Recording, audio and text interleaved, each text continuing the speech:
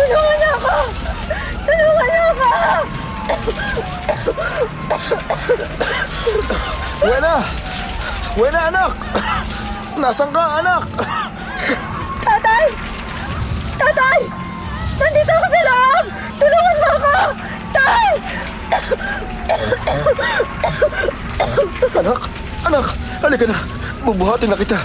Kailangan nating makalabas dito, kung hindi, matutupok tayo ng apoy! Tatay! Tatay!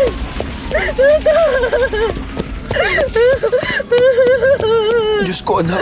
Mabutit nasa sala ka lang at madali kitang nailabas mula sa loob. Hindi ko mapapatawad ang sarili ko kapag may nangyari sa inyo ng apo ko. Ano? May masakit ba sa'yo, anak? Ayos lang naman ako, tay.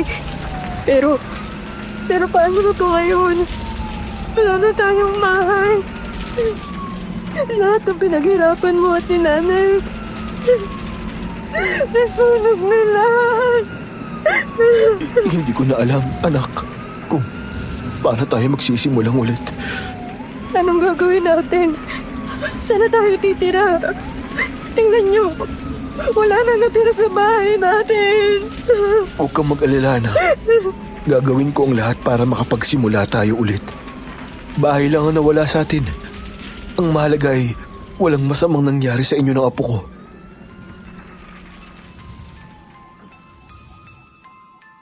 Magandang araw, Sir Jupiter, at sa lahat ng inyong mga tagapakinig sa Kwentong Takip Silim. Itago niyo na lang ako sa pangalang Wena.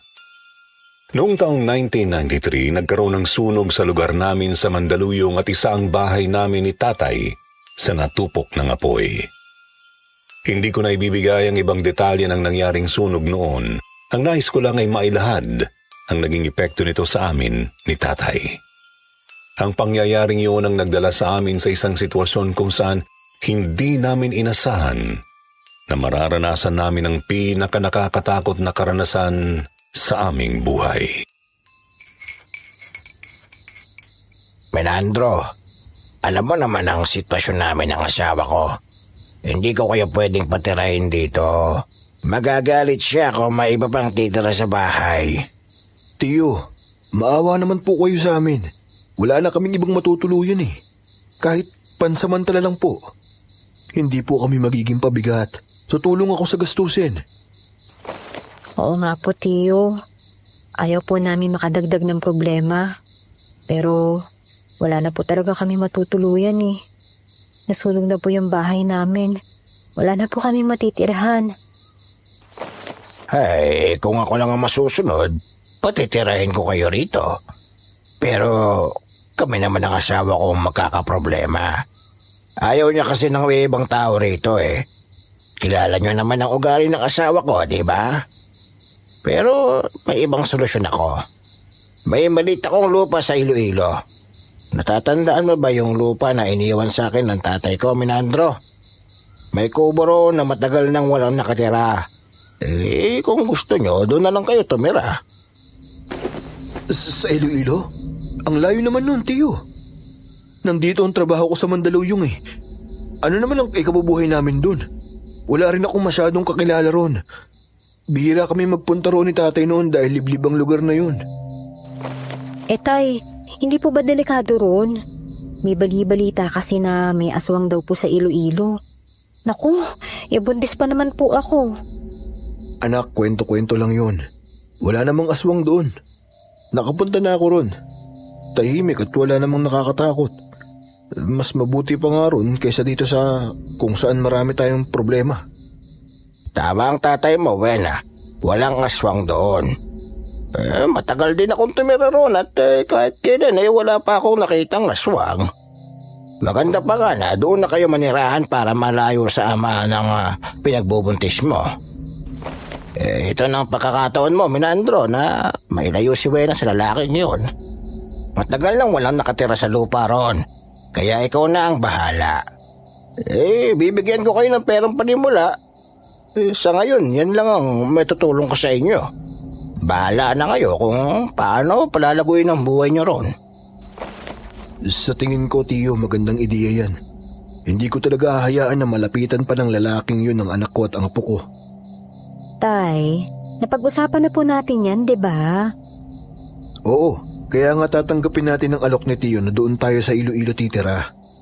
Tama siya. Hindi tayo masusundan ng tarantadong lalaking yun. Kaya sige Tiyo, payag na po ako. Doon kami titira sa lupa mo sa Iloilo. Pero Tay... Huwag nang matigas ang ulo, anak. Kakayanin natin doon.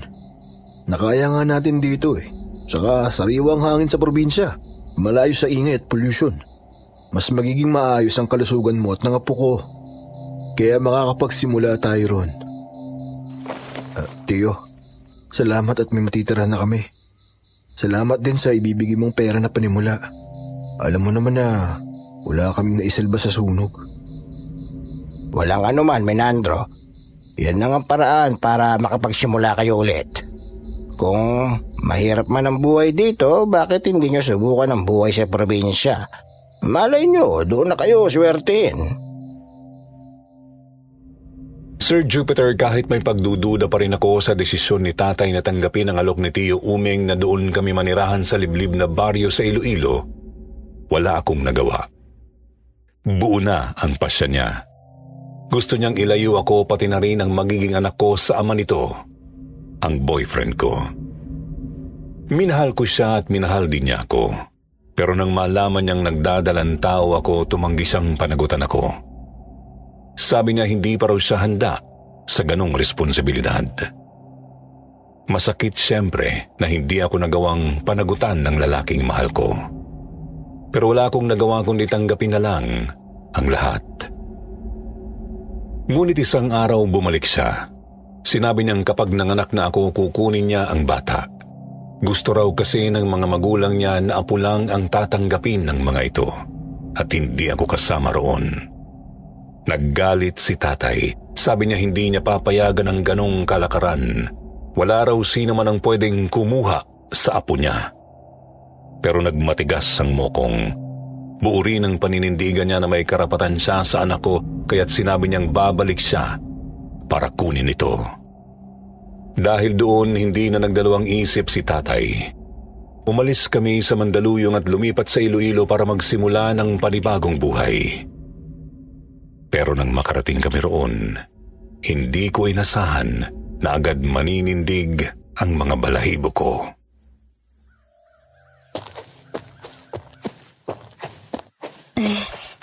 Malayo pa po ba, Tay? Parang kanina pa tayo naglalakad eh. Konti na lang anak. Malapit na tayo sa kubo ni Tiyo Umeng. Tay naman eh. Kanina mo pa sinasabi na malapit na. Pero hanggang ngayon ay naglalakad pa rin tayo. Mabuti nga hindi sumusumpong tong tiyan ko eh. Kung hindi, kanina pa ako napaupo rito sa lupa.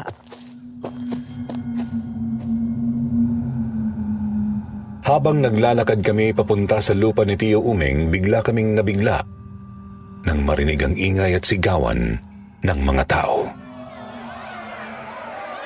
Ha? Ano nangyayari? Bakit parang nagkakagulo ang mga tao? Nako, hindi ko rin po alam, Tay. Parang may nangyayaring hindi maganda eh. Nagtatakbuhan yung mga tao papunta ron Ay, tanong po kaya tayo. Tanungin natin kung ano yung nangyayari. Mabuti pa nga. Manong, ano po bang nangyayari? Bakit parang natataranta ang mga tao? Pero nang magsalita ang matandang lalaki ay bigla akong nangilabot. Ang sabi nito, may nakita raw bangkay ng buntis malapit sa kakahuyan. Wakwak daw ang tiyan nito. Wala nang sanggol sa sinapupunan at wala na rin ang mga laman loob. Ang hinala nila aswang ang may kagagawan. Nang makaalis ang matanda ay agad kong tinanong si tatay. Ano? Aswang? Teka, akala ko ba... Tay, akala ko ba walang aswang dito? Bakit may natagpuan daw na bangkay ng buntis? Ay nako anak, huwag ka matakot. Marahil may pumatay lang na kung sinong kriminal dun sa buntis. Imposible na aswang yun dahil wala namang aswang dito. Ano yung sinabi ng matanda na aswang daw ang may kagagawa ng pagpatay dun sa buntis?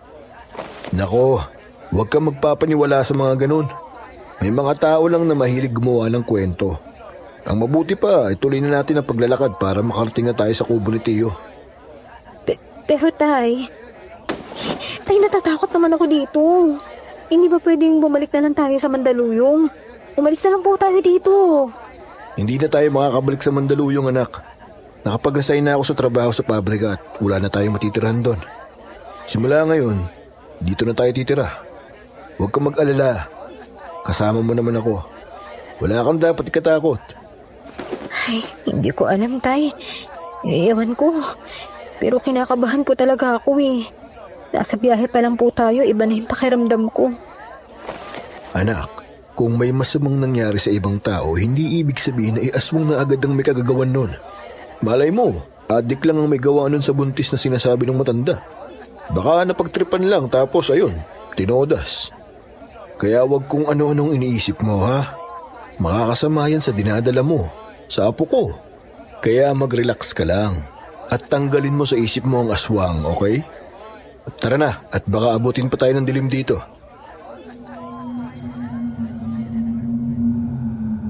Pero kahit sabihin sa akin ni tatay na walang aswang at iba ang pumatay dun sa buntis, may kung anong bumabagabag pa rin sa akin na hindi ko may paliwanag. Pakiramdam ko talaga hindi ako safe sa lugar na yon. Makalipas ang ilang minuto ng paglalakad, narating din namin ni tatay ang lupa ni Tio Umeng. Sa aming harapan ay bumungad ang isang maliit na lupa na may nakatirik na kubo sa gitna. Bagamat simple at maliit ang kubo, kita namang maayos ito at kaaya-ayang tirhan. Sa likod nito ay makikita ang malawak na palayan na tila nagbibigay ng preskong hangin. Napansin din namin na mataba ang lupa roon, perpekto para sa pagtatanim ng mga gulay at iba pang pwedeng itanim. Tay, ang ganda pala rito. Malapit pala sa palayan yung lupa ni Tio Omeng. Oo nga, anak. Mukhang mataba rin ang lupa rito. Sigurado ako makakapagtanim tayo ng gulay o prutas. Tara na, anak. Pasok na tayo sa kubo.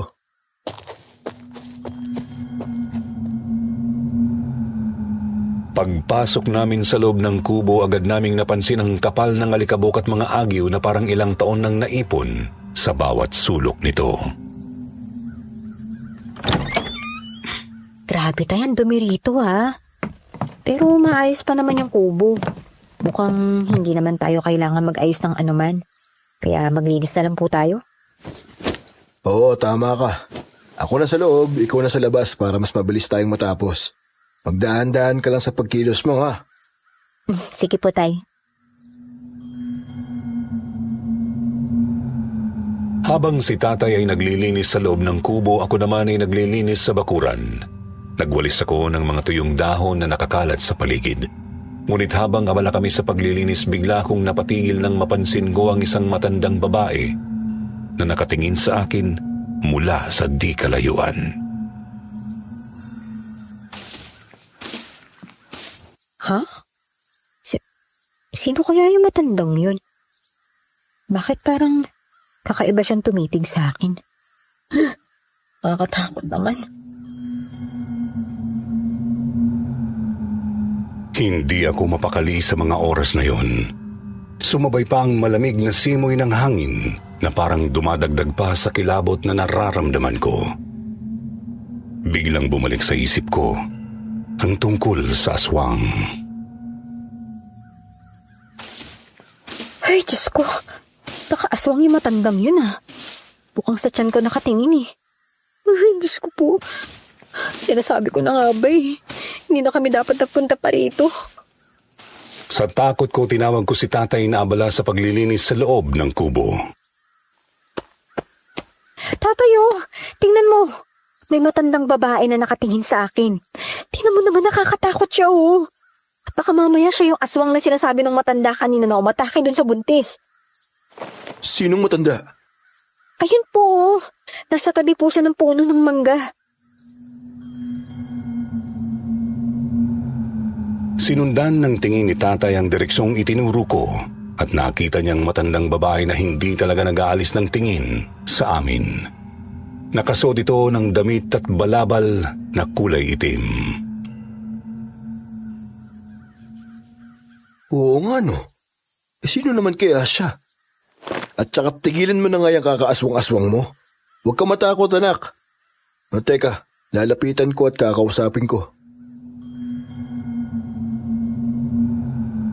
Lumapit si tatay sa matandang babae habang ako naman ay nanatili sa kinatatayuan ko. Hindi maalis ang kaba sa dibdib ko.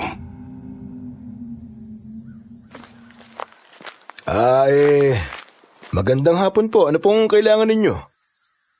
Magandang hapon din, iho. Dayo ba kayo rito? Ngayon ko lang kasi kayo nakita. Opo, bagong lipat lang po kami rito mula sa syudad. Galing po kaming Mandaluyong. Alam niyo po ba yon? Oo naman, iho. May mga kamag-anak din naman ako na taga-syudad, kaya may alam din ako sa mga lugar doon. Nagpakilala ang matanda bilang si Aling Osang. Sinabi nitong nakatira siya sa bahay na malapit lang sa tinitirahan naming kubo, sa tabi ng puno ng ipil-ipil. Alam nyo kasi, matagal nang walang nakatira dyan sa kubo. Buti naman at may tao na ulit dito. Layo-layo kasi ang mga bahay dito sa baryo, kaya bihira kami magkakitaan ng mga kapitbahay. Mabuti na lang at dumating kayo rito para may bago naman ako makikitang mga muka. Kung may kailangan kayo huwag kayong mahihiya, nalapitan ako. Puntahan nyo lang ako sa bahay ko, ha? Salamat po, Aling Osang. Magpapakilala rin po ako. Ako si Minandro. At itong anak ko, si Wena. Magandang hapon po. Aba, magandang anak mo ito At malapit ka na rin palang maging lolo. Buntis itong anak mo oh. Opo. Buntis nga po ang anak ko. Ilang buwan na yan, iha? 8 buwan na po. 8 buwan? Kaya pala ang laki-laki at bilog na bilog ang tiyan mo. Maaari ko bang hawakan ang tiyan mo, iha? Sa sinabi ng matanda, nagkatinginan kami ni tatay. Maaari ko bang mahimas man lang ang tiyan mo? Natutuwa kasi ako kapag may nakikita akong buntis Sige na, iha. Pagbigyan mo na si Aling Osang, anak. Nakita kong tinitigan ako ni tatay kaya wala akong nagawa kundi ang ipahawak kay Aling Osang ang tiyan ko. Nako, ang ganda ng pagkabilog ng tiyan mo. Sigurado ko na malaki ang isisilang mong sanggol. Hindi talaga ako komportable sa matandang yun, Sir Jupiter. Habang hinihimas niya ang tiyan ko, nakakaramdam ako ng kilabot. Tila may kakaiba sa kanya. Lalo na ang mga mata niya na parabang tumatagos sa pagkatao ko. Hindi ko may paliwanag pero sa bawat titig niya may halong takot at pagdududa ang gumuguhit sa dibdib ko. Kaya naman kusa kong inalis ang tiyan ko.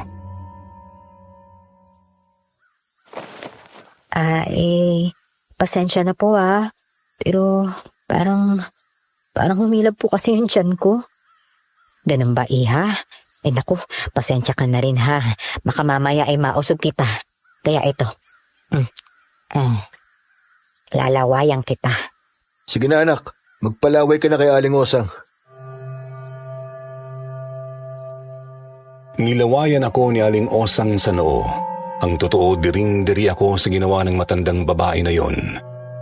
Nahiya na lang ako kay tatay kaya sinunod ko na lang.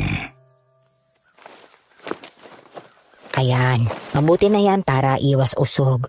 Masaya ako na makilala kayong mag-ama. O sige, mauna na ako sa inyo Tandaan nyo kung may kailangan kayo, huwag kayong mahihiyang lumapit sa akin. Mula ngayon, magkakaibigan na tayo. Sige po, Aling Osang. Tatandaan po namin. Salamat po. Pagkaalis ni Aling Osang, agad akong kinausap ni tatay. Tatay, natatakot ako sa matandang yun. Hindi ko talaga siya matake Kakaiba talaga. Kakaiba yung mga titig niya sa akin. Parang gusto niya akong kainin ng buhay, pati yung baby ko. Naku anak, huwag kang ganyan. Mukhang mabait naman si Aling Osang ah. Huwag kang basta-basta manghuhusga sa kapwa. Hindi naman lahat ng tao nakakaiba kung tumingin masama na. Pero tay... Wala akong nakikitang masama sa kanya. Mabuti nga't may mabait tayong kapitbahay. Dahil lang tayo rito kaya tayo ang dapat nakikipaglapit sa kanila. Kaya kapag nakipag-usap o nakipagkwentuhan sa iyo yung matanda, pakisamahan mo ng maayos. Ayoko magkaroon tayo ng kaaway o kaalitan dito. Sige na anak, tapusin mo ng paglilinis dito sa labas para makapaghanda na tayo ng makakain. Bagamat sinabihan na ako ni tatay, hindi pa rin maalis ang kaba at takot na nararamdaman ko kapag naiisip ko ang matandang yon. Pakiramdam ko ay hindi ako ligtas sa kanya. Nang sumapit ang gabi, naninibago ako sa bago naming tirahan. Bukod sa maliit, hindi rin ako sanay na humiga sa matigas na higaan kaya't nahirapan akong makatulog ng maayos. Hindi tulad sa syudad kung saan sanay akong matulog sa malambot na kama. Ngayon ay bigla akong bumagsak sa banig. Hindi talaga ako makakatulog nito eh. Tigas na nga nitong hinihigaan ko. Masakit pa tong likod ko. Ay!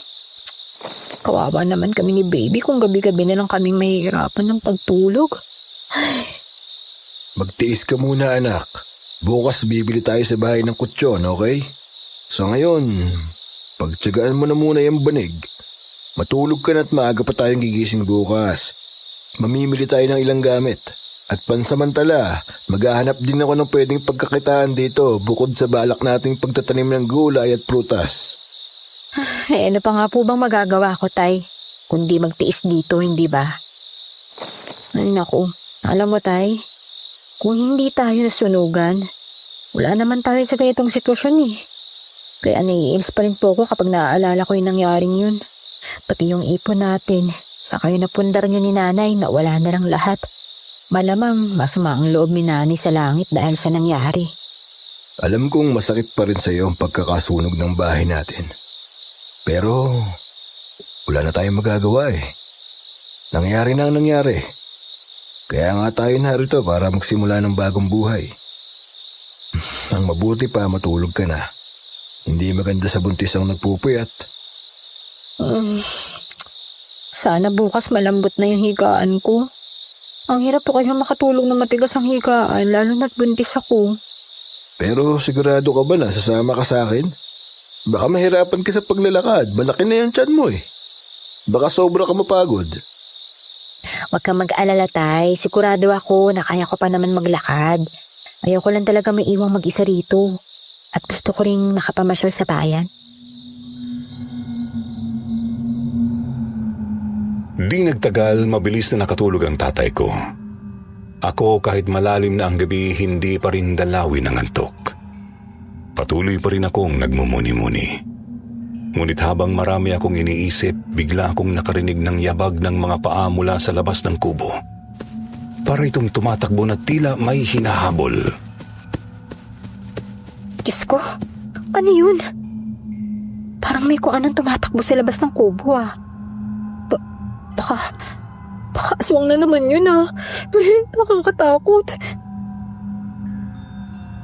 Muli akong inalipin ng matinding kilabot. Nagtayuan ang mga balahibo ko sa katawan sa narinig kong yun. Dahan-dahan akong tumayo mula sa higaan at nagmamadaling kumuha ng bawang at asin sa kusina dahil alam kong ang mga yon ang mabisang pangontra at pantaboy sa mga aswang. Kailangan nasa tabi ko lang ang mga to. Di ako malalapitan ng aswang kapag nasa akin to. Naglagay ako ng bawang at asin sa tabi ng higaan ko. Ngunit naririnig ko pa rin ang yabag ng mga paa sa labas. Kahit natatakot ako, hindi ko napigilan ang aking kuryosidad at pinili kong sumilip sa siwang ng bintana upang malaman kung ano ang meron sa labas ng kubo. Nang sumilip ako, nanlaki ang mga mata ko sa nakita ko. Isang malaking baboy ramo na kulay itim ang umaaligid sa paligid ng kubo. Kumikislap ang mga mata nito na parang may hinahanap. Teka, ang laking baboy ramo naman nun. Hindi normal na baboy Ramo yun ah.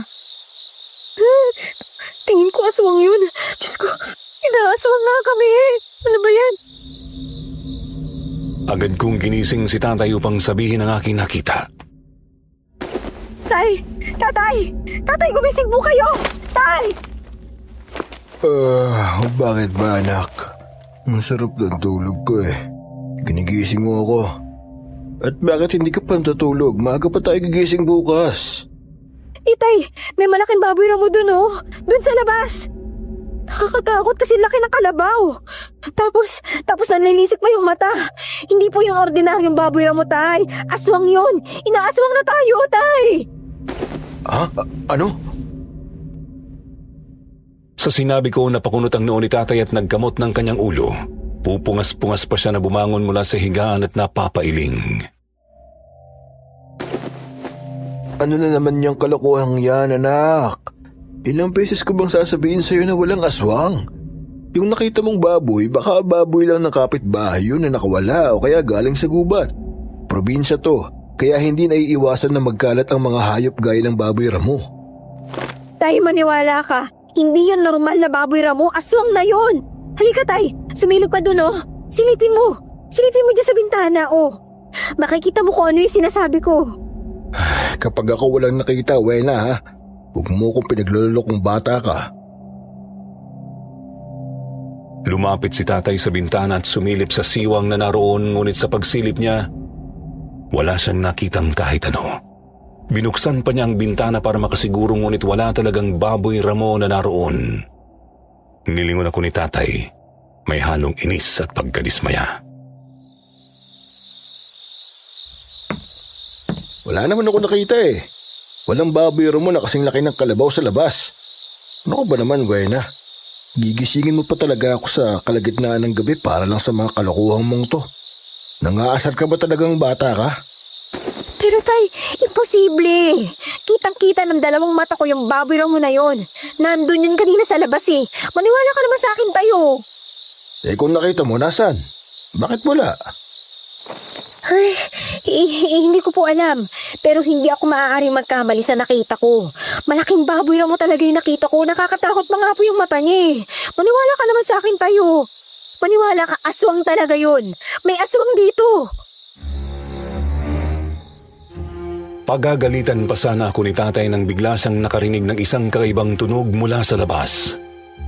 Isang mahahabang kaluskos na tumatama sa dingding ng kubo. Tumigil siya at napatigil din ako. Tumitig kami pareho sa dingding ng kubo. Hindi makapaniwala sa narinig namin. Ano yun? May kumakaluskos sa labas. Tay, yan yung sinasabi ko sa'yo. Kanina pa yan eh. Kanina pa yung yabag ng pana naririnig kong parang tumatakbo sa labas. Tapos ngayon naman kumakaluskos na lang. Sinasabi ko talaga sa'yo, Tay. Aswang nga yun. May aswang sa labas. Sa mga salitang yun, napalunok si tatay. Hindi na siya makapagsalita at sa unang pagkakataon, nag-alinlangan din siya. Mas lalong lumakas ang mga kaluskos na naririnig namin sa dingding ng kubo. Pakiramdam namin ay gustong pumasok ang kung sino o anong nasa labas sa loob ng kubo. Mas lalo akong nangilabot nang marinig ko na ang mga kaluskos ay parang matutulis na kuko na kumakayod. Dahan-dahan, tila ba sinusubukang butasin ang kahoy. Bigla akong napalunok. Ramdam ko ang malamig na pawis na bumalot sa aking katawan. Hindi ako makagalaw. Hindi ako makasigaw. Tanging tibok ng puso ko na lang ang naririnig ko. Mabilis, malakas, parang gusto nang kumawala sa aking dibdib. Sa sobrang takot agad akong kumuha ng bawang at asin. Binudburan ko ng asin at dinikdik na bawang ang bawat sulok ng kubo, pati na ang mga bintana at pinto. Kahit takot na takot ako sa mga sandaling yun, tinatagan ko ang sarili ko. Hindi ko hahayaan na makapasok ang aswang sa kubo. Hindi niya kami magagalaw, lalo na ang dinadala kong sanggol. Hoy! Umalis ka rito, aswang ka! Alam kong nandyan ka na sa labas! Huwag kang maingay, anak. Mas lalo siyang gagawa ng ingay kapag narinig ka niya. Pero tay, kung hindi ko yung ginawa, iisipin ng aswang na mahina tayo kaya madali tayo masusugod. Ngunit maya-maya biglang tumigil ang mga kaluskos sa dingding at unti-unting nawala. Naramdaman namin ni tatay ang katahimikan sa paligid. Kaya nahimasmasan kami.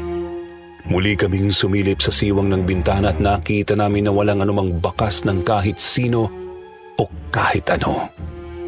Para bang ang lahat ng nangyari ay isang panaginip lamang o isang bangungot na biglang naglaho sa dilim.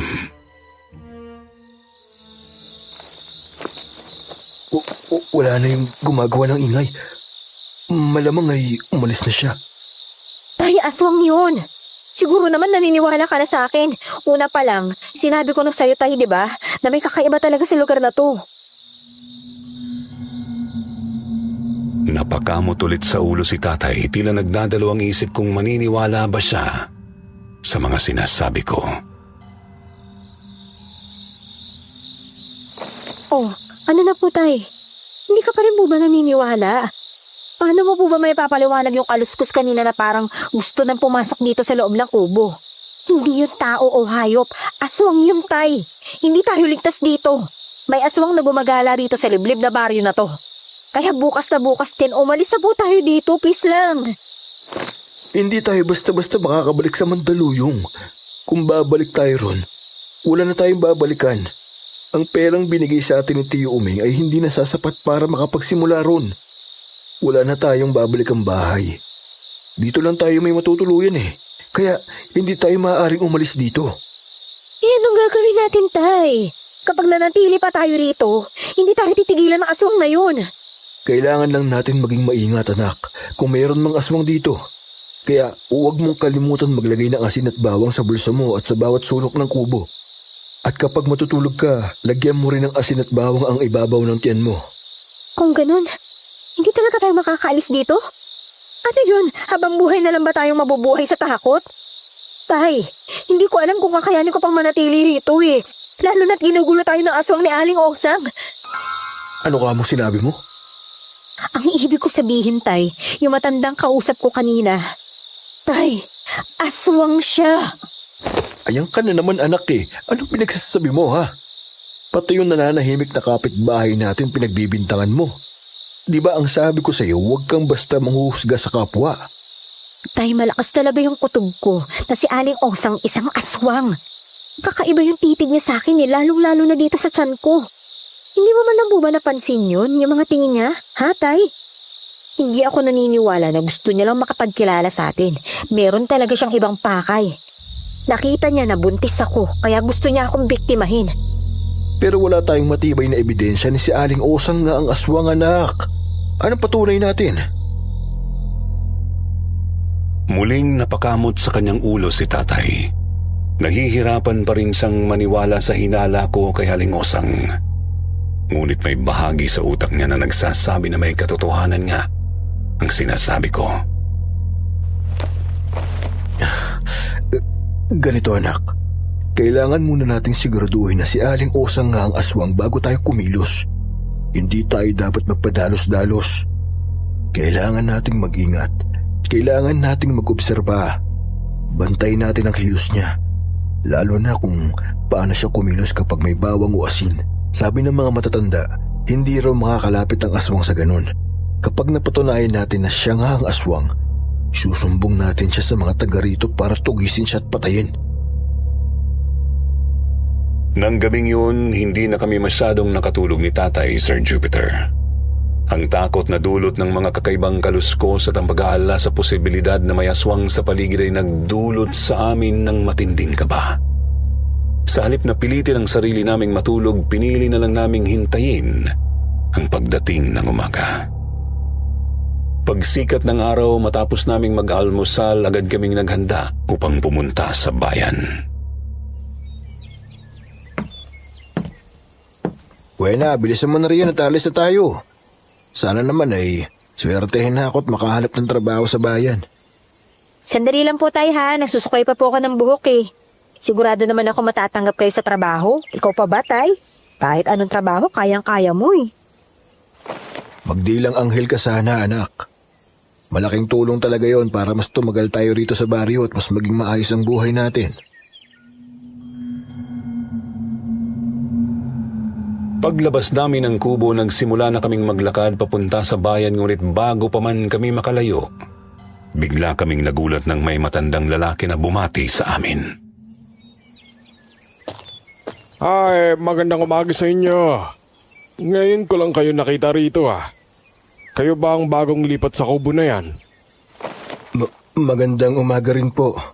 Opo, bagong lipat lang po kami rito. Galing po kami sa syudad. Ako po si Minandro at ito naman po ang anak kong si Wena. Ay, magandang umaga rin po. Tiyuhin ko po ang may-ari ng kubo. Nasunugan po kasi kami kaya naisipan niyang dito muna kami patirahin. Hindi naman po niya natitira ng kubo kaya dito na po kami pansamantalang nanunuluyan.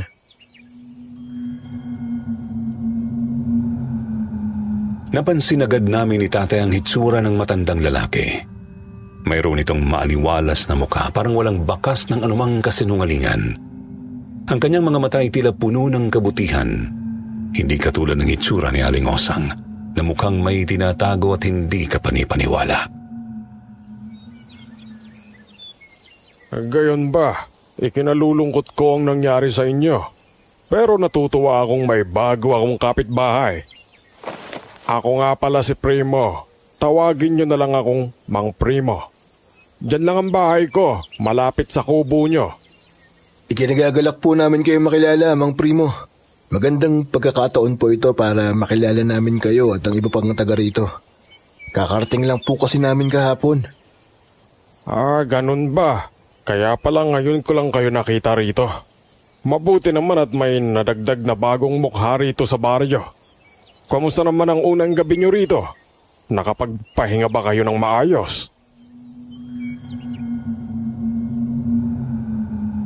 Magsasalita sana ako tungkol sa nangyari sa amin kagabi, ngunit palihim akong tinapik ni tatay sa balikat.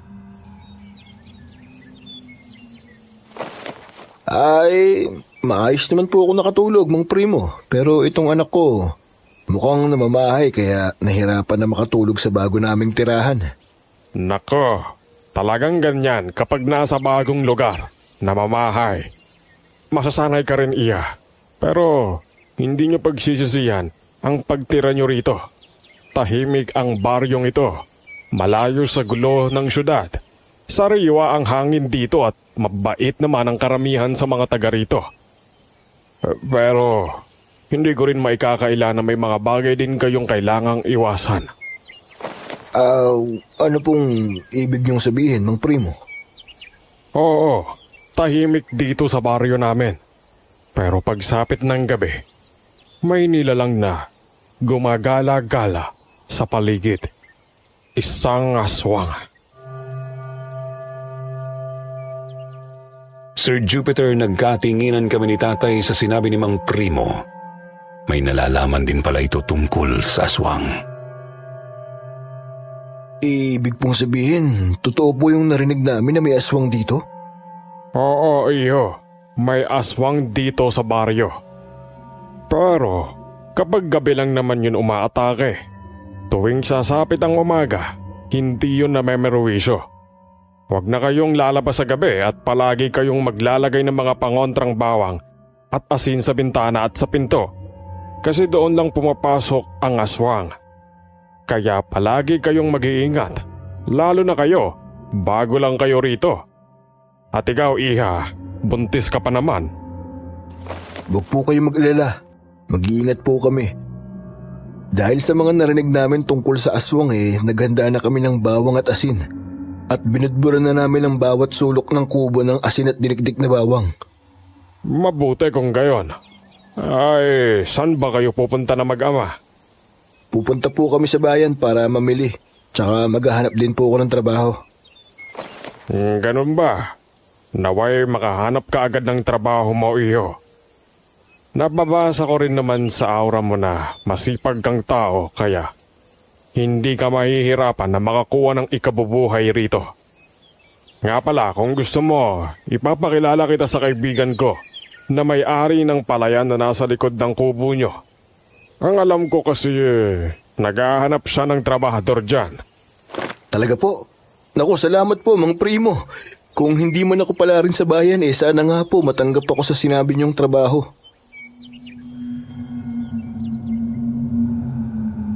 Biglang naging seryoso ang mukha ni Mang Primo. Bago namin itinuloy ang paglalakad, nagbigay siya ng isang mahalagang paalala. Isa pa pala, huwag na huwag kayong basta magtitiwala sa ibang tao rito. Ang tinutukoy ko ay ang matandang babae na malapit din ang bahay sa kubo nyo. Teka, si Aling Osang po bang tinutukoy mo, Mang Primo? Oo, siya nga. Kilala nyo na pala siya. Opo, nagpakilala siya sa amin ni Wena kahapon. Bakit po, Mang Primo? May problema po ba sa kanya? Mag-iingat kayo sa kanya. Dahil siya ang pinaghihinalaan kong aswang na gumagala rito.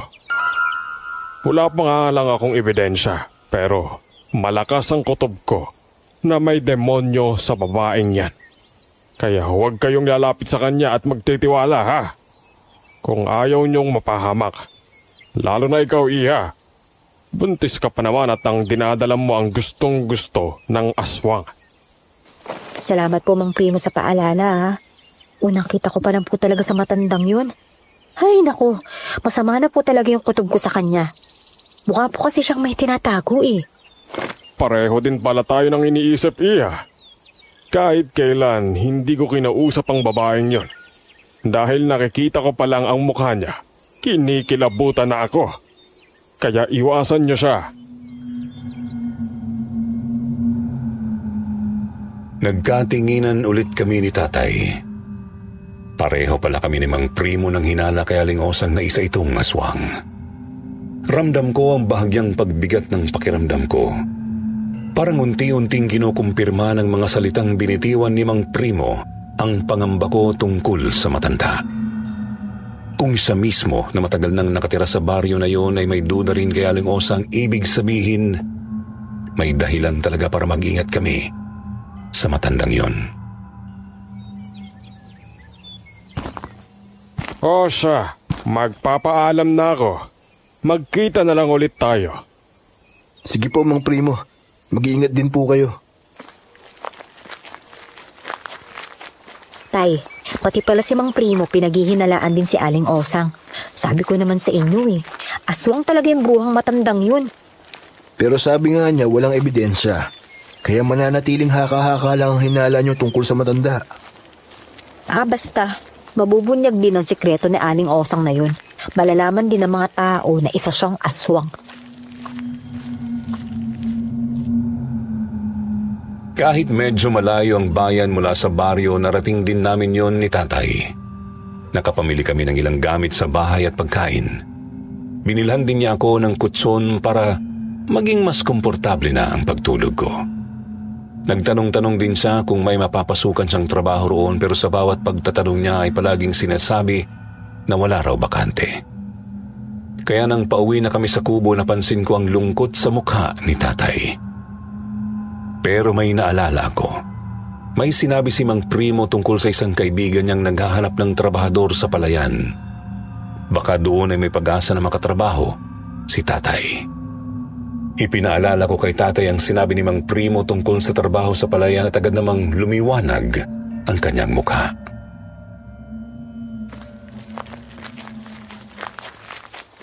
Kaya huwag ka na malungkot, Tay.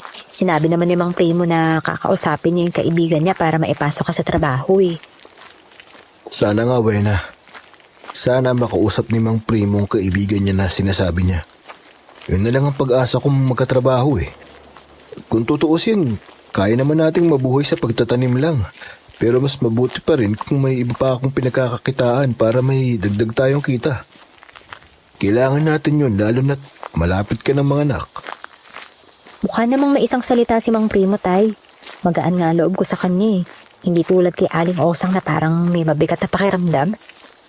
Kay Mang Primo, panatag po ako. Sigurado ako magiging malapit natin siyang kaibigan dito. Sana nga, anak. At sana maging kakampi natin siya sa laban kay Aling Osang. Baka matulungan tayo namang primo na mabunyag ang totoong pagkatao ng matanda.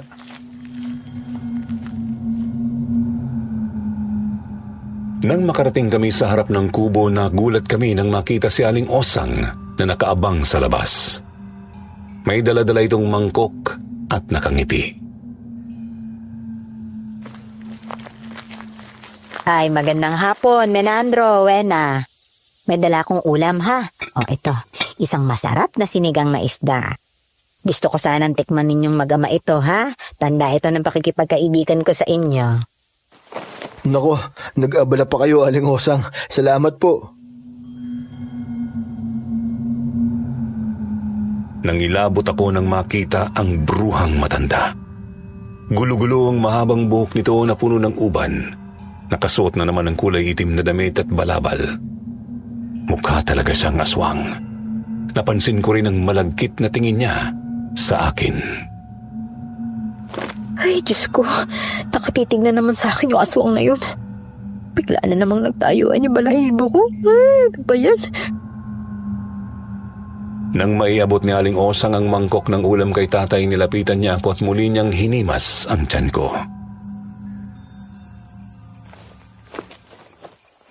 O, kamusta ka, Iha? At ang baby mo? Gustong-gusto ko talaga nakikita ang bilog na tiyan mo. Malapit ka ng mga anak, ha? Nararamdaman ko. Napasimangot ako habang hinihimas niya ang tiyan ko at sa isip ko gusto ko siyang itulak. Pero alam kong delikado kung gagawin ko yun, kaya tiniis ko na lang ang ginagawa niya sa akin. Ngunit bigla na lang kumunot ang noo ni Aling Osang at nang magtama ang aming mga mata, muling nagsalita ang matanda.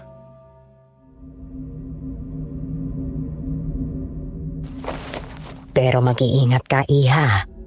May kung anong umaaligid sa iyo at gustong kunin ang sanggol sa sinapupunan mo. Ano po? Nagulat ako at mas lalo akong kinilabutan sa sinabi niya, Sir Jupiter. Inihinto niya ang paghima sa tiyan ko at mula sa bulsa ng palda niya, may kinuha siyang isang bagay. Ibinigay niya sa akin ang isang kulay itim na medalyon. O ito, Iha. Palagi mong ilalagay sa bulsa mo ang itim na medalyon na yan. Huwag na huwag mong tatanggalin yan sa tabi mo. Poprotektahan ka niyan laban sa kung anumang umaaligid sa'yo. Ingatan mo ang anak mo, ha? At saka, nararamdaman ko rin na may taong paparating na magiging bahagi ng buhay mo at ng anak mo.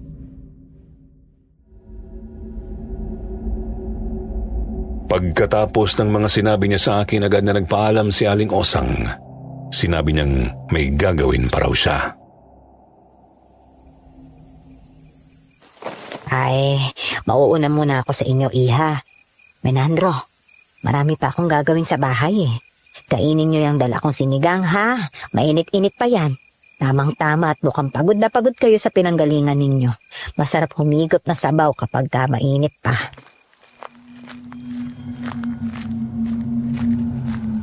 Nagmamadali siyang umalis, ngunit habang papalayo si Aling Osang, patuloy pa rin ang mga sulyap niya sa akin. Hindi ko talaga maiwasang mag-isip ng masama. Iba ang mga titig niya sa akin. Parang hinahalukay niya ang buong pagkatao ko. At ang mga salitang binitiwan niya parang may babalang hindi ko maintindihan. May umaaligid sa akin? May taong paparating? Ano kaya ibig niyang sabihin? Nang makalayo na ang matanda, hindi na ako nagdalawang isip na itapon ang ibinigay niyang medalyon. Ibinato ko ito sa may palayan. Ayoko nga tumanggap na kahit anong bagay mula sa aswang na yun. Pwe? Ha?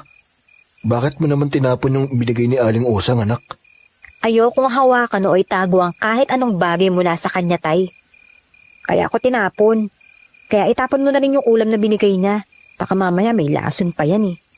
Gusto niya tayong patayin para madali tayong mabiktima at makain. O baka naman nilagyan niya yung nalaway niya para gawin din tayong aswang. Baka balak na tayong gawin ding aswang. Pero anak, mukhang masarap tong niluto niyang sinigang na isda eh. Gutom na gutom pa naman ako. Ito na lang ang kainin natin para hindi na tayo magluto. Ay, naku naman, tay. Wala akong tiwala sa kanya, tay. Kaya itapon mo na yan. Baka maging aswang pa tayo dyan eh. Kung ayaw mong itapon, tay, ako na lang po ang magtatapon. Sige, itatapon ko na anak, ako na. Bagamat mukhang masarap ang amoy ng ulam na ibinigay ni Aling Osang, hindi nagdalawang isip si tatay at itinapon niya ito sa kanal na malapit sa kubo. Kinagabihan pagkatapos naming maghapunan may kumatok sa pinto. Nagkatinginan kami ni tatay. Parehong nagdadalawang isip kung bubuksan ang pinto. Sa isip namin baka bumalik si Aling Osang. Ramdam ko ang kaba sa dibdib ko, lalo na't parang may malamig na hangin na dumaan sa likod ko. Para makasiguro pinakiramdaman muna namin kung sino ang nasa labas bago kami nagtanong. Sino yan? Sinong nasa labas? Ako ito, si Mang Primo. Maaari niyo ba akong pagbuksan ng pinto? Agad na nagbago ang ekspresyon ng mukha namin ni tatay nang marinig ang boses ni Mang Primo. Dahil siyang kumakatok, dali-daling binuksan ni tatay ang pinto. Bumungad sa amin si Mang Primo na nakangiti. May dala siyang basket na puno ng mga sariwang prutas. Magandang gabi sa inyo. Dinaan ko lang ito para sa inyo. Sariwa ang mga prutas na ito. Kakapitas ko lang sa taniman ko. Naisip ko na bigyan kayong magama. Maganda ang sariwang prutas para sa iyo, Wena, Iya. Maganda ito sa kalusugan mo. Lalo na sa sanggol na sinapupunan mo. Dapat paglabas niyan maging malusog at malakas ang katawan. Mahalaga ang tamang nutrisyon para sa iyo at sa sanggol mo, Iha. Tandaan mo, hindi lang ikaw ang kumakain ngayon. Dalawa na kayo. Kaya siguraduhin mong nakakakain ng masustansyang pagkain para sa anak mo.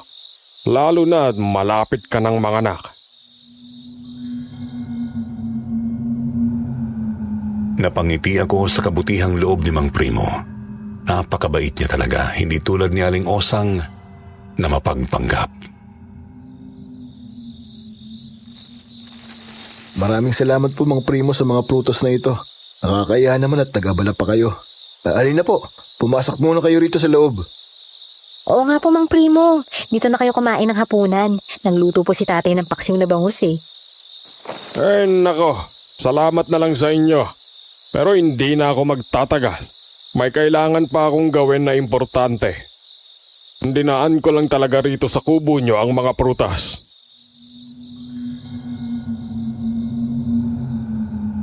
Ramdam ko ang sinseridad sa tinig ni Mang Primo, pero bago siya tuluyang umalis, nagbigay siya ng balita na lubos naming ikinatuwa. Nga pala, nakausap ko na pala ang kaibigan kong may-ari ng palayan. Tanggap ka na roon, Menandro. Pwede ka nang magsimula bukas. Dadaanan na lamang kita bukas para ipakilala sa kanya. Pero sandali, anong nangyari sa paghahanap mo ng trabaho sa bayan?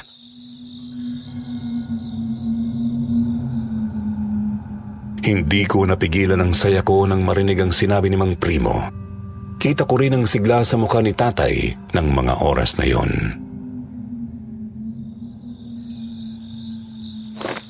Talaga po? Salamat po.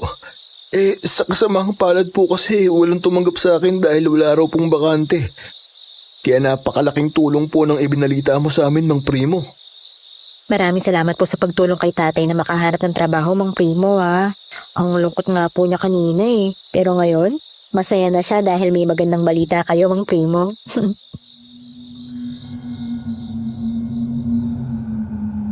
Tumango ang matanda at bahagyang ngumiti at nagpaalam na. Habang naglalakad siya palayo, pakiramdam ko ay napakalaking biyaya ang dumating sa amin ni tatay. Wena, anak, may trabaho na ako. Sabi sa'yo, tatay eh. Makakatulong talaga sa atin si Mang Primo. Napayakap ako kay tatay sa labis na tuwa. malaki ang utang na loob namin kay Mang Primo. Sabi ko na nga ba mabuti siyang tao. Hindi kami nagkamali na pagkatiwalaan siya. Mula noon, maayos na nakapagsimula si tatay sa trabaho niya sa palayan at mas naging malapit pa kaming mag-ama kay Mang Primo. Samantalang si Aling Osang ay pilit pa rin nakikipagmabutihan sa amin ni tatay at palaging nagbibigay ng pagkain. Pero nagkukunwari lang kami ni tatay na masaya kami kapag kaharap siya. Ang totoo, inis na inis kami at sa isip namin gusto na namin siyang umalis sa harapan namin. Palagi rin namin itinatapon ang mga pagkaing ibinibigay niya. Minsan nga nagtatanong siya sa akin kung palagi ko raw ba nadala yung kulay itim na medalyon na ibinigay niya. Sinabi ko na lang na palagi ko yung dala kahit saan ako magpunta para hindi na siya magtanong pa. Wala siyang kaalam-alam na itinapon ko na yon. Wala pa rin kasi kaming makuhang matibay na ebidensya kay Aling Osang na siya ang aswang kaya hindi kami makagawa ng hakbang para maisuplong siya sa mga taga roon. Pero napansin din namin na ilang araw na hindi nagpaparamdam ang aswang. Wala rin kaming nababalitaan na nagiging biktima nito. Kaya sa isip namin baka sa ibang lugar na may merwisyo si Aling Osang para hindi siya mapaghalataan na siya ang aswang sa baryong yon. Pero isang araw hindi ko inasahang magkakatotoo ang isa sa mga sinabi niya sa akin. May darating na tao na maging bahagi ng buhay ko at ng magiging anak ko.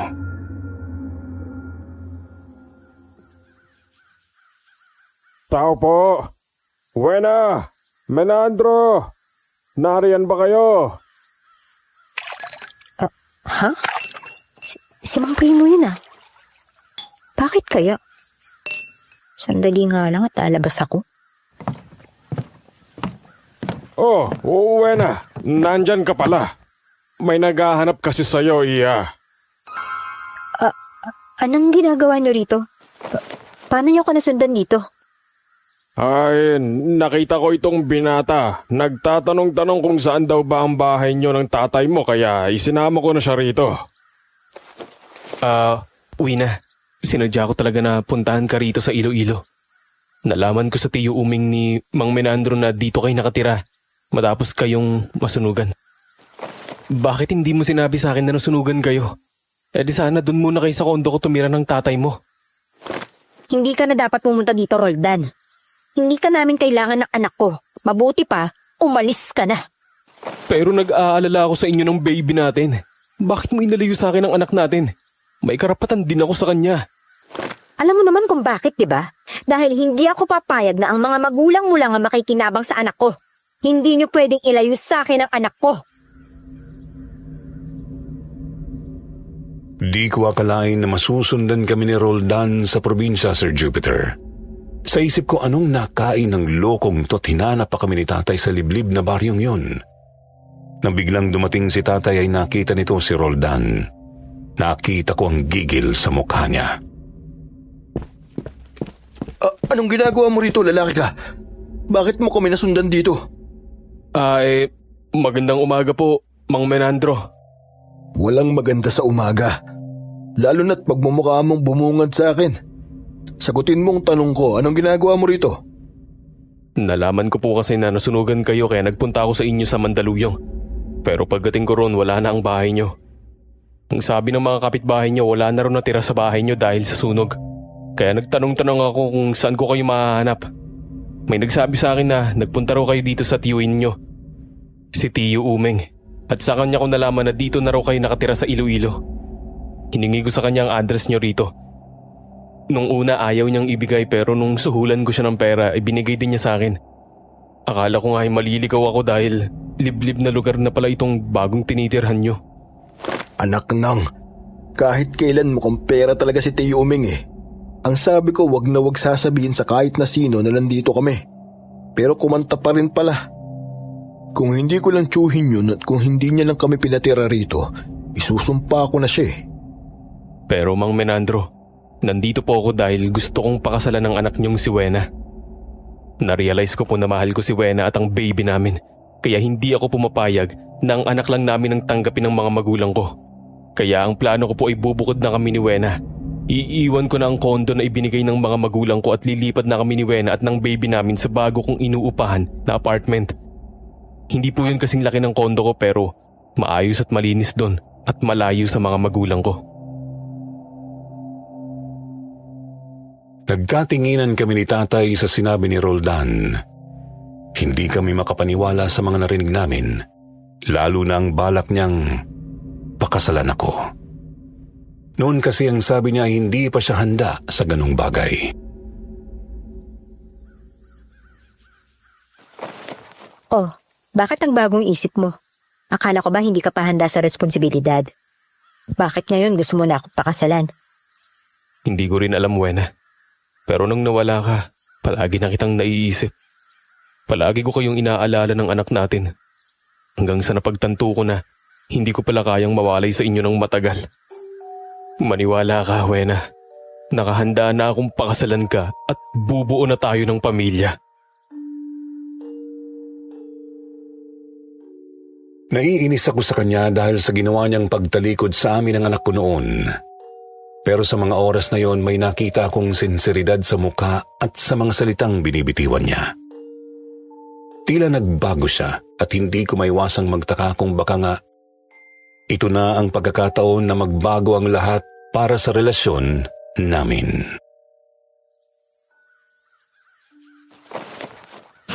Talaga lang ha? Pwes, kung totoo yung sinasabi mo, patunayan mo na mahal mo talaga ako at ang anak ko. Anong ibig mong sabihin, Wena? Ang ibig ko sabihin, pagsilbihan mo ako dito sa amin habang hindi pa ako nanganganak. Kung totoo nga talagang mahal mo ako at ang baby natin. Dito ka tumira sa amin dahil ayoko nang bumalik sa syudad. Mas gusto ko na yung buhay dito sa probinsya, no? Ano? Hoy, Wena. Sigurado ka ba dyan, anak? Paano kung... Pabayaan niyo na po muna ako, Tay. Kung talagang mahal niya ako at ang anak namin, susundin niya yung gusto ko. Kung hindi siya papayag, makakaalis na siya. Makakabalik na siya kung saan man siya nanggaling. Pumapayag ako, Wena. Gagawin ko ang lahat para sa inyo ng baby natin. Kaya papayag na ako dito ako tumira para mapatunayan ko sa inyo ng tatay mo na totoo ang sinasabi ko.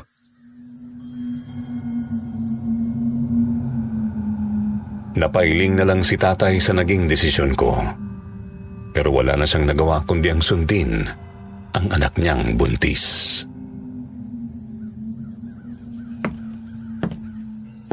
Pasalamat kang lalaki ka. Dahil kung akong tatanungin, hindi na kita tatanggapin pa sa buhay ng anak ko at ng apo ko. Kung dito ka sa amin titira, umayos ka dahil hindi magiging madali ang pagtira mo rito. Ay nako, itong mga batang ito. Menandro, mukha namang mabait itong magiging manugang mo. Kaya mabuti pa, hayaan mo na siya na pagsilbihan ng unika iha mo.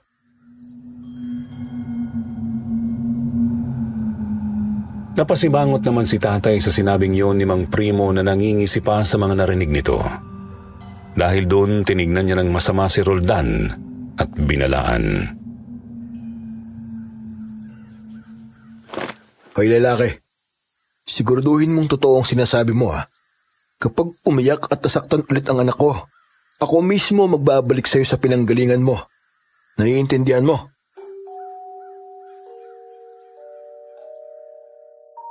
Sa pagpayag ni Roldan na tumira sa amin at pagsilbihan ako, hindi yun naging madali para sa kanya. Talagang pinahirapan namin siya ni tatay. Lahat ng gawaing bahay ay siya ang gumagawa. Alam kong hindi siya sanay sa ganon dahil lumaki siya sa marangyang pamumuhay.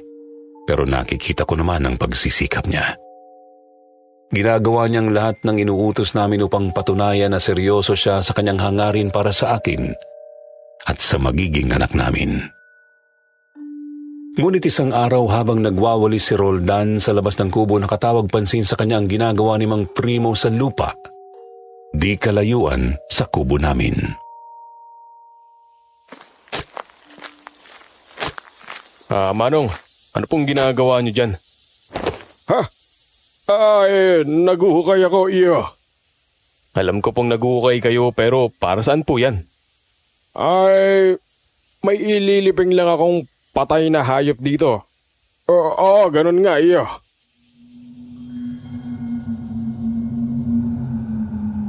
Sir Jupiter, laking pagtataka ni Roldan sa sinabi ng matanda. Kung maglilibing ito ng patay na hayop, bakit pa sa lupa na malapit sa kubo namin? Bakit hindi sa lupa kung saan siya nakatira? Pero hindi na niya ito pinansin at itinuloy ang pagwawalis habang pinagmamasdan ng matanda na patuloy sa paghuhukay.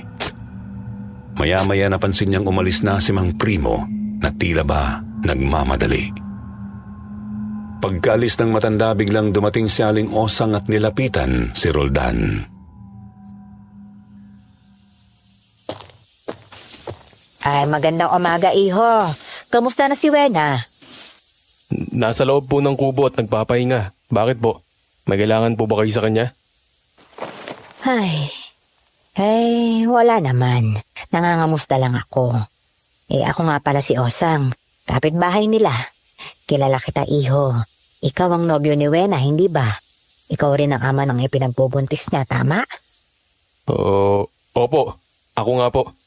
Paano niyo po nalaman? Ingatan mo sila, iho. Ang matandang yun na nagumukay kanina, may masama siyang balak sa mag-ina mo. Ano po? Paano po mangyayari yun? Mabait po si Mang Primo. Hindi pa rin sumagot ang matanda. Sa halip, inilabas nito ang isang botelya na may laman na parang pulbos na kulay itim at iniabot kay Roldan. Ito, itago mo yan, iho. Magagamit mo yan para maipagtanggol ang mag-ina mo. Nararamdaman ko kasi na walang tiwala sa akin si Wena at ang tatay niya. Kaya sa'yo ko na lang yan ibibigay. Huwag mong itatapon yan, iho. Pangontra yan sa mga alagad ng dilim. Pagkatapos ay mabilis na umalis si Aling Osang. Teka po, Manang! Ano pong ibig niyong sabihin? Manang! Sandali po, Manang!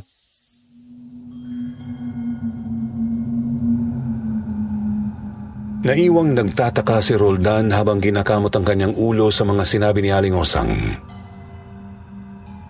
Ano kayang ibig sabihin ng matandang yun? Pangontra?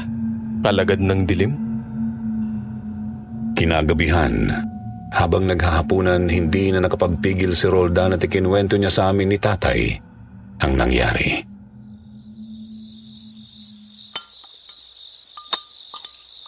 Mang Menandro, Wena. May nakita kasi akong kakaiba kanina. Oh, ano naman yung nakita mo? Kanina kasi si Mang Primo, nakita kong naguhukay siya sa lupa malapit dito sa kubo. Tapos yung matandang babae na nagpakilalang si Aling Osang. Nilapitan din niya ako, sabi niya, ingatan daw kita, Wena, at ang magiging anak natin dahil nanganganib ka raw kay Mang Primo. Kaya nga heto, maibinigay siya sa aking pangontra.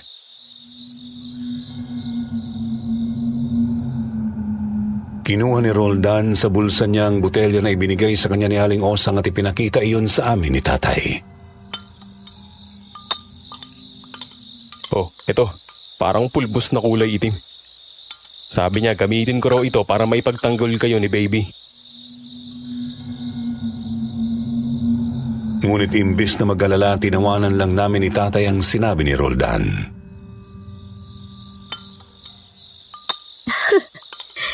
Kinausap ka pa talaga na matandang bruha na yun, ha? Naku, wag na wag ka maniniwala sa mga sinasabi nun. Kami ni tatay, pinaplastic lang namin yun. Hindi mapagkakatiwalaan yung babaeng yun, eh. Siya nga yung pinaghihinalaan naming aswang na gumagala dito sa baryo na to, eh. Ha? Aswang? May aswang dito? Oo, may aswang dito at nambibiktima yun ng mga tao. Nung una nga naming dating dito ni Wena, may nabiktimang aswang na yun na isang buntis, eh. At ang kutob ni Wena, si Aling Osang ang aswang. Kaya huwag na huwag kang tatanggap ng kahit na ano sa kanya. Pagkain, bagay, kahit ano. Huwag.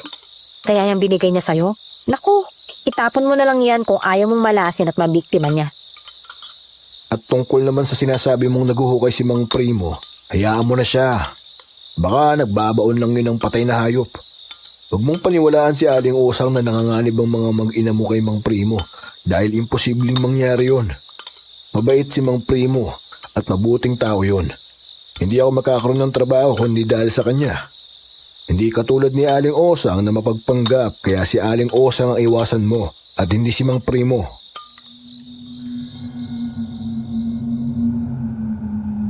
Sa sinabi namin ni tatay, mas lalong naguluhan si Roldan. Hindi niya alam kung anong paniniwalaan niya. Ang sinasabi namin laban kay Aling Osang o ang babala nito sa kanya. Ngunit may isang bagay na sigurado siya. May kakaibang nangyayari at yun ang aalamin niya. Malalim na ang gabi. Natutulog na si tatay at nakahiga na rin ako sa kutson. Si Roldan naman ay nakahiga na sa banig sa may sala. Hindi ko pinasiping sa tabi ko si Roldan bilang bahagi pa rin ng pagsubok ko sa kanya. Malapit nang pumikit ang mga mata ko, ngunit bigla na lang akong may narinig na malakas na kalampag sa bubong. Ha? Ano yun? Hindi ko anong kumakalampag sa bubong Ay, Diyos ko. May aswang na naman ba? May aswang na naman. Dali-dali kong ginising sina tatay at si Roldan. Tay! Tatay! Roldan! Roldan! May kumakalampag! Parang may naglalakad sa bubong! Napabalikwas ng bangon ng dalawa at nagmamadali akong nilapitan. Ano yun, anak? Bakit ka sumisigaw? Ano nangyari, Wena? Nasa bubong yung aswang! Narinig ko yung yabang niya sa bubong! Ano? Aswang?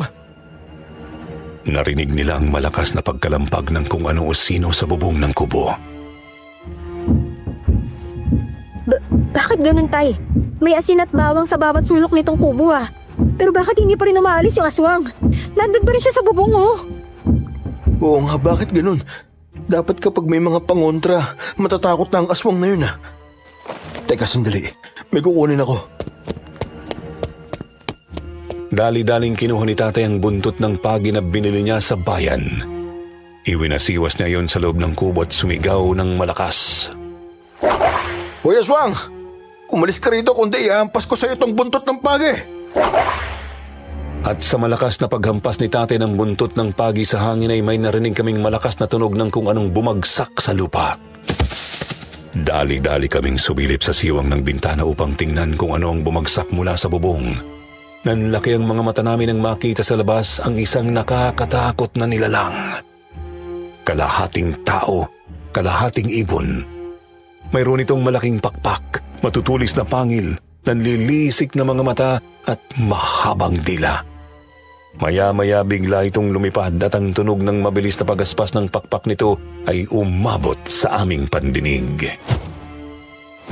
Nang hilakbot kaming tatlo nang makita ang hitsura ng aswang. Ay, Diyos ko. Muntik na naman tayong pasukin ng aswang na yun, Tay. Nakakatakot talaga siya. Nakakadiri yung itsura niya. Lintik. Ayaw ka talagang tantanan ng aswang na yan, anak Sa susunod na pumunta siya rito, iahampas ko na talaga sa kanya tong buntot ng pagi. Totoo nga. May aswang rito sa Iloilo. Tama si Aling Osang. Merong alagad ng dilim na umaaligid kay Wena. Masama ang kutob ko. Sir Jupiter, hindi kami nakatulog buong magdamag dahil sa nangyari. Galit na galit si tatay at si Aling Osang ang sinisisi niya sa pagsalakay ng aswang. Dali-dali niyang kinuha ang buntot ng pagi at akmang lalabas ng bahay upang sugurin si Aling Osang. Hindi ko na kaya magtiis. Sobra ng aswang na yun. Umanda siya sa akin. Teka, wag po! Mang Menandro! Maghinahinay po kayo! May naisip akong paraan para mahuli natin kung sino talaga ang aswang. Paano, Roldan? Anong balak mo? Basta magtiwala kayo sa akin. Ako nang bahala. Tandaan mo to, lalaki. Kapag pumalpak ang plano mo, palalayasin kita rito. Hindi mo na makikita pang muli ang asawa at anak mo. Sigurado ka ba, Roldan? Delikado yung iniisip mong gawin Ayoko naman mapahamak ka. Ayokong mapahamak yung ama ng anak ko. Huwag ka mag-alala, Wena. Walang mangyayari sa akin. Magtiwala ka lang. Kinaumagahan, nagpasya kaming abangan muli ang aswang at hindi nga nagtagal may narinig kaming kumakaluskos sa may silong ng kubo. naman yung aswang. Kaya naman, sa silong naman yung gustong pumasok. Maya-maya bigla akong napadda nang may makita akong mahahabang kuko na unti-unting lumulusot sa mga siwang ng sahig. Nanginginig akong napasigaw at tinawag sina Tatay at Roldan. Tay! Tay! Roldan! Tingnan nyo! May mga kuko sa silong! Nandiyan na yung aswang! Agad na dinampot ni Roldan ang botelya na binigay sa kanya ni Aling Osang. Walang pag-alinlangang binuksan niya ito at sinaboy ang kulay itim na pulbos sa siwang ng sahig. Ilang saglit lang isang malakas at nakakakilabot na sigaw ang narinig namin mula sa ilalim ng kubo. Ang aswang na mimilipit sa sakit. Hindi mo pala tinapon yan? Di ba sabi ko sa'yo? Mamaya ng paaliwanagan, Wena. Sa ngayon, kailangan nating lumabas at makita kung sino talaga ang aswang. Bilisan nyo! Agad din na sinabihan ni Roldan si tatay na kunin ang buntot ng pagi.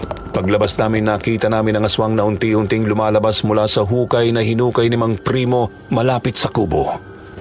Dali-daling nilapitan ni Roldan ang aswang at muling isinaboy rito ang itim na pulbos. Samantala si tatay naman ay walang pag-aalinlangang hinagupit ito ng buntot ng pagi. Napasigaw ang aswang at namilipit sa matinding sakit. Sabi ko na nga ba? Kaya pala kinutupad ako nung makita kitang naguhukay rito. Ginamit mo pa ang hukay na to para magtago. Mang Primo, bistado ka na! Nanlaki ang mga mata namin ni tatay sa sinabi ni Roldan. Hindi kami makapaniwala. Ano? Si Mang Primo? Si Mang Primo yung aswang? Dahil sa matinding pag-atake ni Tatay at Roldan, halos mawalan na ng lakas ang aswang at akmang tatakas na ito nang biglang dumating si Aling Osang. Agad nitong isinaboy ang dalang itim na pulbos sa katawan ng aswang na lalong nagpalupig at nagpahina rito. Hindi ka magtatagumpay sa masama mong balak. Aswang ka! Ilantad mo ang totoo mong pagkatao. Kung hindi, tutuluyan na kitang patayin. Hindi na kinaya ng aswang ang matinding pangontra na isinaboy ni Aling Osang. Bigla itong nagbago ng anyo at tuluyan ng nalantad ang totoo nitong katauhan. Si Mang Primo nga ang aswang. Sa nakita namin yon, hindi kami makapaniwala ni tatay. Ang mabait at matulunging si Mang Primo pala ang salot na aswang sa baryo. Tama bang narinig ko? Si Mang Primo, ang aswang? Walang yaka, Mang Primo. Ikaw palang aswang na gustong bumiktima sa anak at apo ko. Itinuring pa man din kitang kaibigan. Yun pala, may masama kang balak, hayop ka. Pinagkatiwalaan ka namin, Mang Primo. Pero isa ka palang halimaw. Dapat ka ngang mamatay.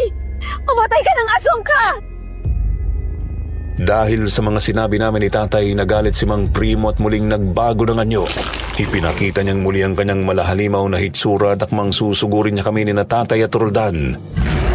Ngunit bago pa man siya makalapit, muli siyang sinabuyan ng itim na pulbos ni Aling Osang na nagpatumba sa kanya at nagpalupig sa lahat ng kanyang lakas. Aba, may gana ka pang sumugod, ha? Itong saya! Muling nagkikisay ang aswang, namilipit sa matinding sakit. Hindi pa nakontento si Aling Osang, agad niyang inilabas ang dalang buntot ng pagi at pinaghahampas ito sa aswang na lalong nagpaigting ng paghihirap nito. Hindi mo na kami magugulo, Mang Primo. Wala ka ng lakas para manakit. Pamatay ka ng aswang ka. Muling sumigaw ang aswang, ngunit si Aling Osang ay mabilis na muling nagsaboy ng itim na pulbos.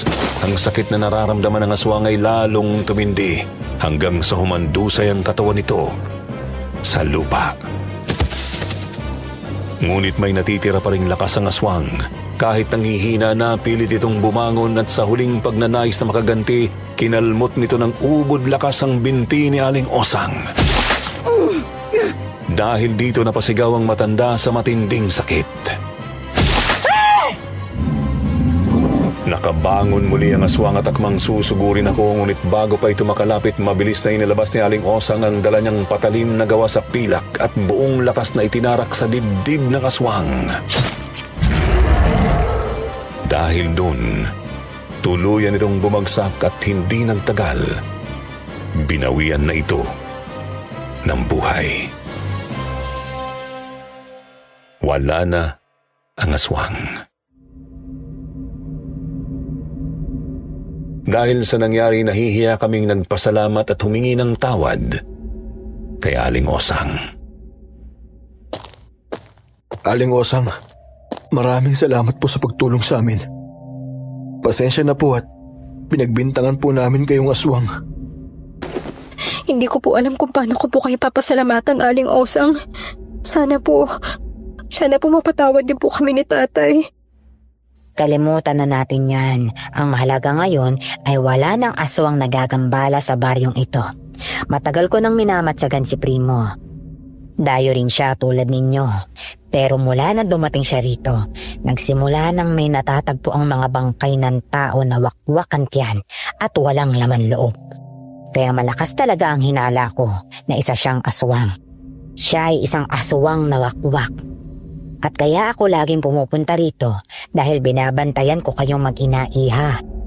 Dahil nararamdaman ko na gustong-gusto kanyang biktimahin. At kaya palagi kong inihimas ang tiyan mo dahil palihim kong dinadasalan sa isip ko ang iyong anak para hindi siya malapitan ng aswang. Alam ko rin na itinapon mo ang pangontrang binigay ko sa iyo at lahat ng ibinigay ko sa inyong mag-ama. Kaya naisip ko na hindi niyo ako pinagkakatiwalaan. Pero gayon pa man, gusto ko pa rin kayong tulungan. Dahil bilang isang albularya at manunugis ng aswang, kailangan kong tulungan ng mga tao na nasa panganib dahil sa tangka ng aswang. Kaya naman, nang makumpirma kong isang aswang nga si Primo, nalaman ko na sinasadya niyang pansamantalang wag muna mambiktima dahil ginugutom niya ang sarili niya. Inihahanda niya ang sarili niya na kainin ka at ang sanggol na nasa sinapupunan mo, iha. Kaya naman gumawa siya ng paraan. Gumawa siya ng hukay na lagusan papunta sa silong ng inyong kubo para madali kang mabiktima. Hindi kasi siya basta-basta makakatok sa bintana at pinto nyo dahil binudburan nyo yun ng asin at bawang, hindi ba? Tinangkarin niyang pumasok sa bubong ninyo pero hindi siya nagtagumpay. Pasalamat na lang talaga tayo sa buntot ng pagi dahil may orasyon yun ng abo mula sa palaspas na tuluyang tumapos sa kampon ng kadiliman na yon. Kaya pala, naalala ko nang sinabi niya na lagyan daw namin ng asin at bawang ang pinto at bintana. Nilalansi niya lang pala kami kasi ang balak niya ay sa bubong at sa silong dumaan. Mautak din ang aswang na yun Malaking pagkakamali po talaga na nagtiwala kami ni tatay sa kanya. Kaya pasensya na po, Aling Osang Sir Jupiter, noon ko naisip na sana ay hindi umiral sa akin ang pagiging mapanghusga. Kung naging mabuti lang sana ako kay Aling Osang ay hindi sana nalagay sa peligro ang buhay namin ni na tatay at ni Roldan.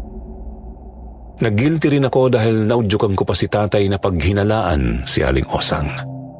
Ngunit yun pala, hindi siya ang totoong salot at mapagpanggap.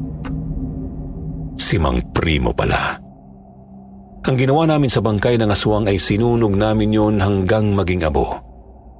Kaya mula noon wala nang nabalitaan na naging biktima ng aswang sa lugar na yun dahil patay na ang aswang na si Mang Primo. Gusto ko sana magpasalamat sa iyo, Roldan, dahil iniligtas mo rin kami ni tatay at ni baby. Hanggang ngayon, alam mo, hindi pa rin ako makapaniwala na magagawa mong sugurin ng aswang.